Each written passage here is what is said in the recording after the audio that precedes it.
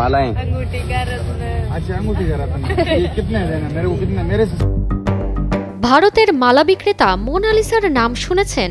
সম্প্রতি এই তরুণী পাথরের মালা বিক্রি করে আকস্মিকভাবে সোশ্যাল মিডিয়ার তুমুল জনপ্রিয়তা লাভ করেছে।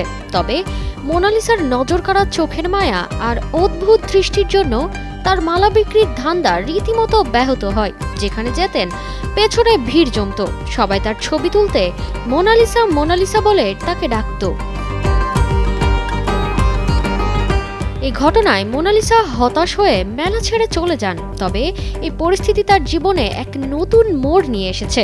সোশ্যাল মিডিয়ার মাধ্যমে তার পরিচিতি বাড়তে থাকলে ইন্দোরের ষোড়শী মোনালিসার জীবনেও আসে পরিবর্তন। সামাজিক মাধ্যমে ছড়িয়ে পড়া তার ছবি নিয়ে শুরু হয় তুমুল আলোচনা।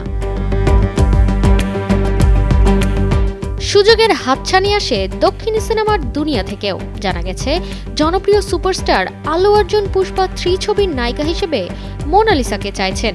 এই খ্যাতির ফলে মোনালিসা শিগগিরই বড় পর্দায় নিজের উপস্থিতি জানাতে পারেন, এমনটাই খবর রয়েছে।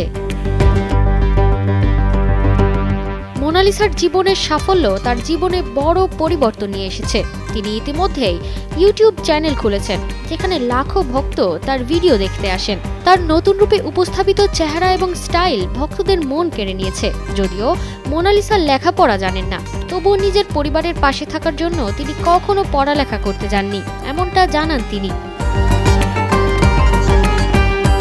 তবে এবার তাকে নিয়ে সামাজিক মিডিয়া আর সিনেমার দুনিয়ায় নতুন আলোচনার জন্ম দিয়েছে।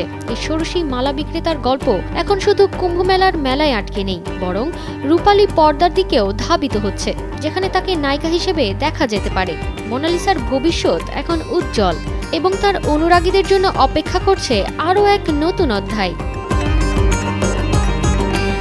তারতিবা ফারুহী, কালের কণ্ঠ।